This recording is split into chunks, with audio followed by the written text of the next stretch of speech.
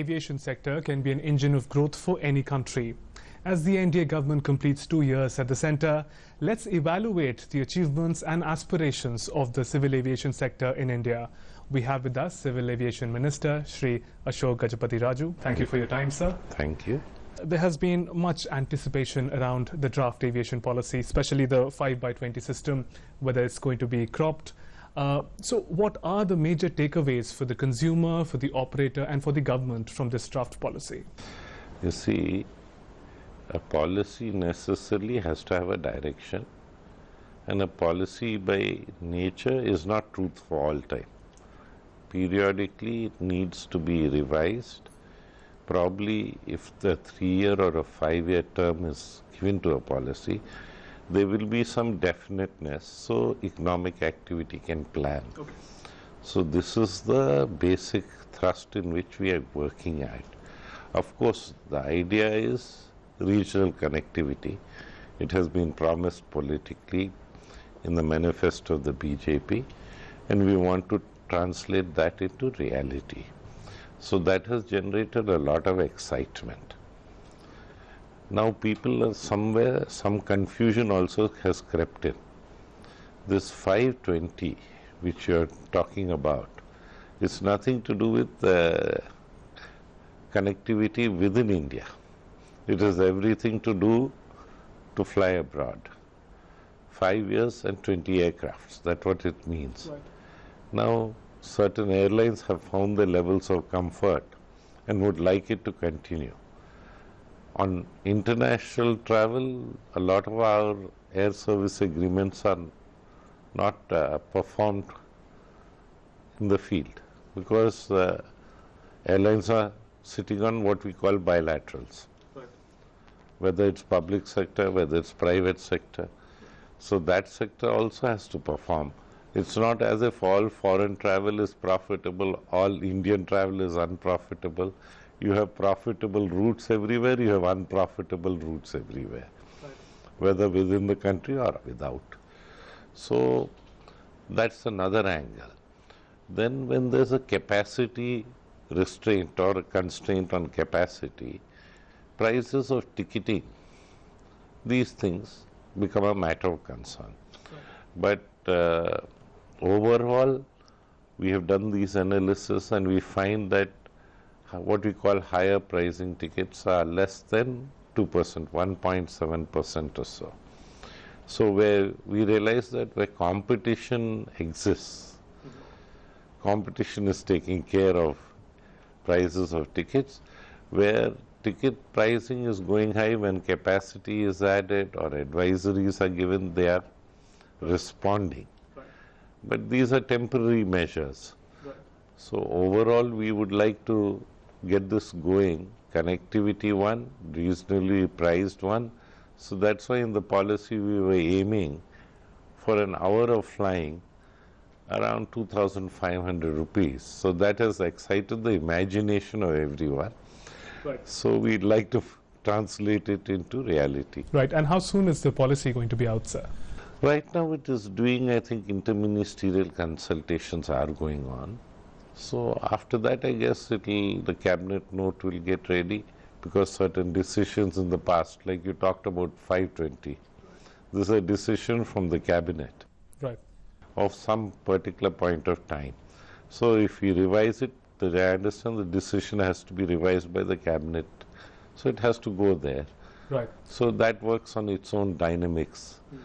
So all these things are there. So we hope that it will come soon. Right. And so if you were to look back at the past 2 years, what would you say are the most important milestone for your ministry? What achievements would you like to highlight? I would say the growth in the sector has been encouraging. I don't think any other country in the world has had a 20% passenger growth right. in 2 years, which we have managed in India. Of course, the economy has a lot to do with it, and this also impacts the economy. So it works both ways. Right. So in that sense, aviation is doing well. Now, how to keep this going? That is going to be a big challenge. Of course, there are activities that still need to come into the country. like maintenance, repair overall. It's all going out of the country, and it can generate a lot of jobs. So we are trying to put strategies in place where we can attract it back into the country and generate the sizable number of jobs which could be given to Indians, because India generally this MRO, if you look at the activity where these aircrafts are going to be serviced, it is basically Indian engineers who are working there. So we need to have that activity back in our country, and I think it's going to come. And so if we were to talk about Air India, it's been facing losses for several years, but over the past year the losses have come down. Now, how do you plan to work on it? How is Air India going to be revived? It's been the face of Indian aviation for the longest time. Yeah, I agree with that. Air India is a good airline. In fact, this is the first year after a long gap. It's not going to make an operating loss. So that's a good news. That's a positive. That's a good news. It has done the country proud in a lot of ways. But on the flip side, there's a lot of indiscipline there. Now, unless they are able to outgrow that indiscipline scenario, they are not going to be economically competitive. And no government can commit the taxpayers' money into just keeping an airline afloat. So they have to pull up their socks in that sense. If they do that, I think it can be an airline second to none. It's got the capability, it's got the thing, and it's done India proud in a lot of ways, including our recent Yemen evacuation. The draft policy you mentioned, the thrust is on regional connectivity. Now, regional connectivity would also require a lot of infrastructure inputs, sir. So in the past couple of years, if you can share with us what particular investment initiatives have been taken as far as infrastructure is concerned? So it's a continuous process. Improvement of existing airports, that's one angle of it. Because aircrafts are getting bigger and bigger. So though the number of aircrafts do not go up dramatically, the number of passengers does grow. So this is the basic trend. And all airlines like to standardize their aircrafts and things. It helps them in pilot training, maintenance, all other issues that are involved. So this is one type of a constraint. Now, India has over 400 airstrips over the years. If you look at most of them, obviously are now today with some with Government of India, some with state governments, various those things. So how to activate, keeping a geographical thing in mind, how to make as many active as possible. As of today, I would say 31, 32 airports where aircrafts can land and take off, and it's not happening in our country. So they are inactive airports, they are underactive airports.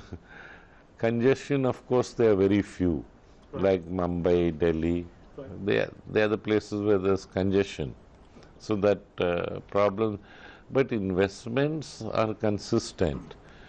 India is one of the few countries in the world that has satellite navigation also. Gagan, that program is there. Right, and so PM Modi's vision has been minimum government, maximum governance. Now, this is often possible by moving services onto the digital platform. Can you tell us something about e-governance initiatives that DGCA has taken so far? DGCA has a program, EDGCA, they have it, that's going on. Generally, aviation has been modern in the sense it has harnessed IT quite some time back, because everything is IT based, almost. So, including your navigation also, a lot of things. So that way, yes, it's a nice tool. And the main thing, it requires a certain type of policy. And we'll take a short break here. When we return, we'll continue our conversation with the Aviation Minister.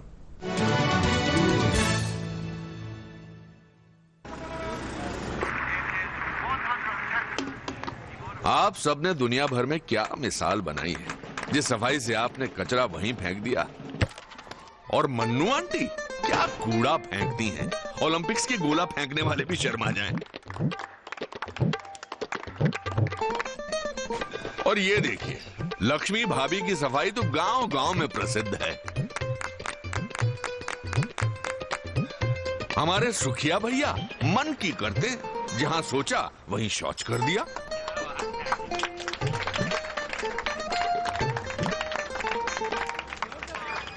ये देश जो आप ही का घर है, उसे क्यों गंदा करते हैं? थोड़ी शर्म कर लो, सोच स्वच्छ कर लो।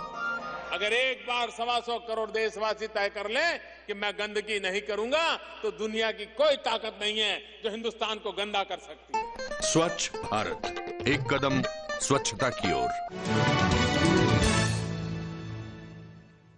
Welcome back.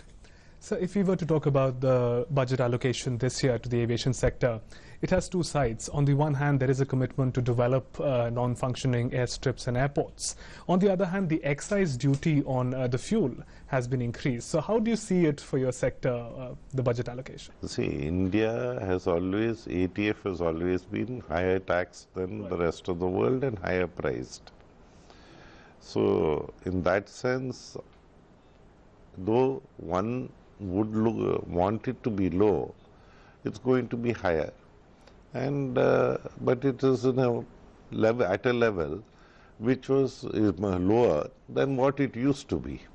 So in that sense, that it has been a shot in the arm for the airlines.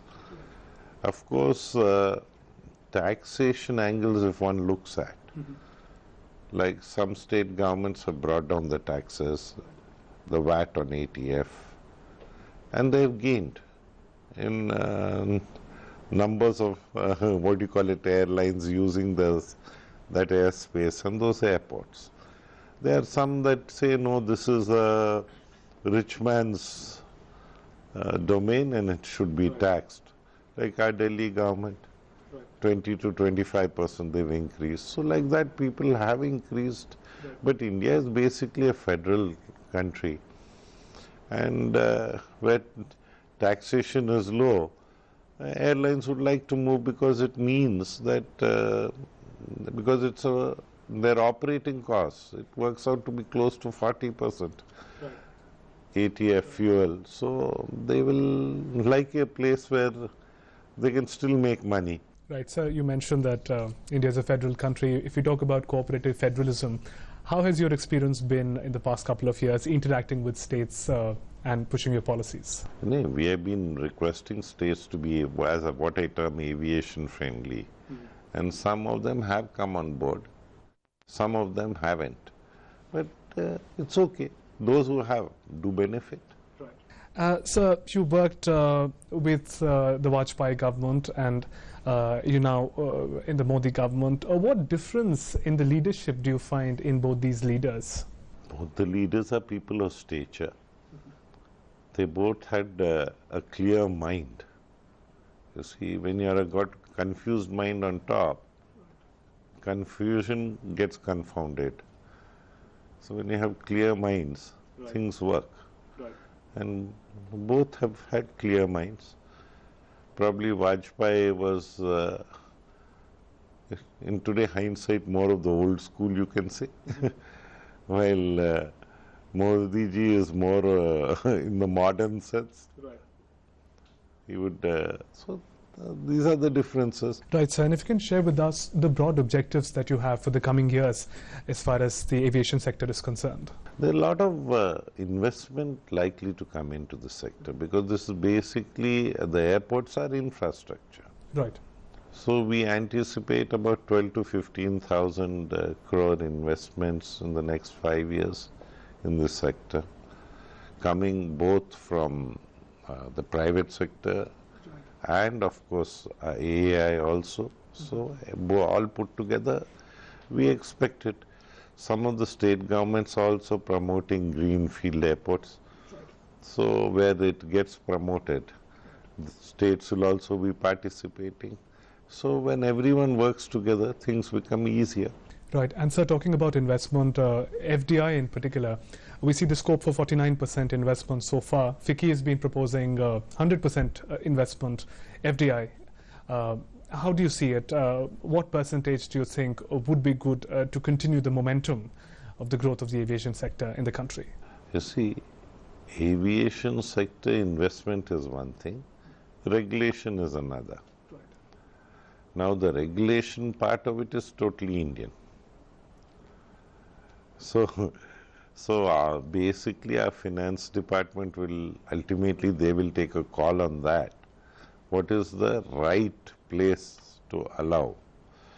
But that would probably be taken because they would like more investment to come in.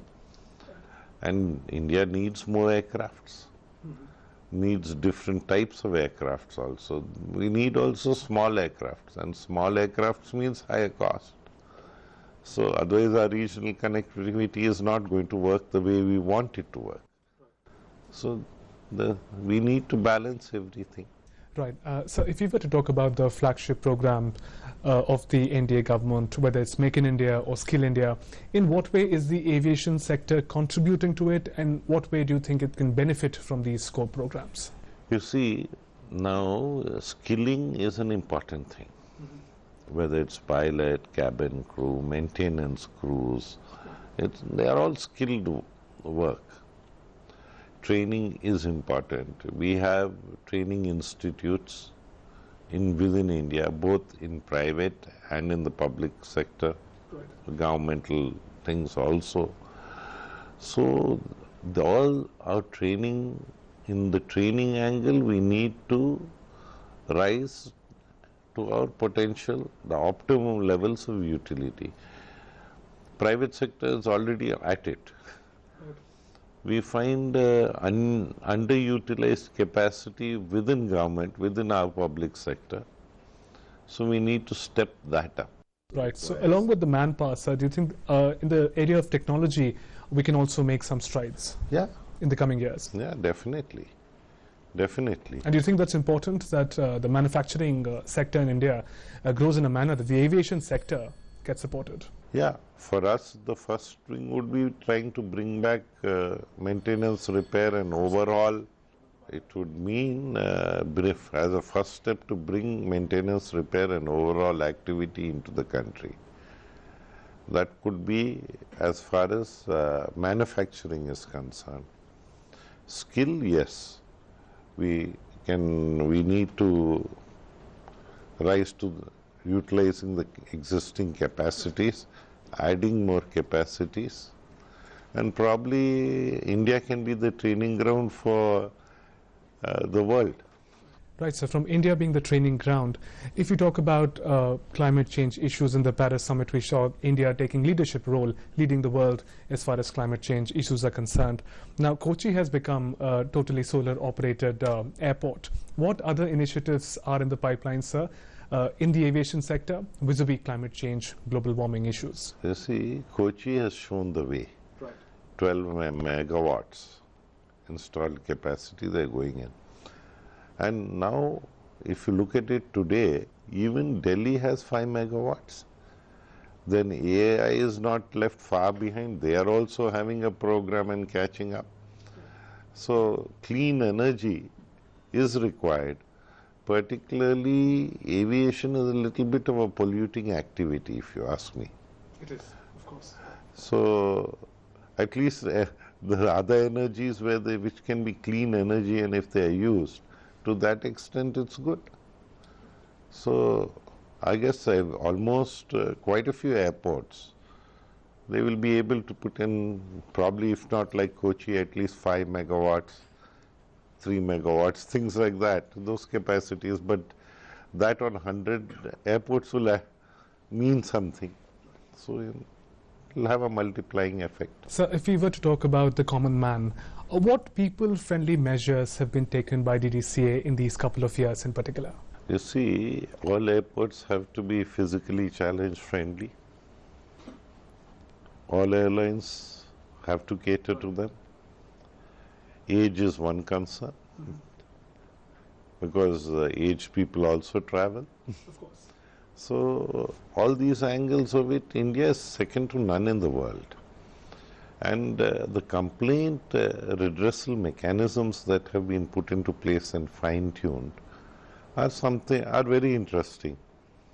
These things ought to be taken forward, and it will change, but obviously you have to be consumer friendly right from the ticketing to the service. Right. And then the quality of services. Even there's some attention there. Generally, AI was not known to even grade their airports. Is there monitoring now? Now they've started.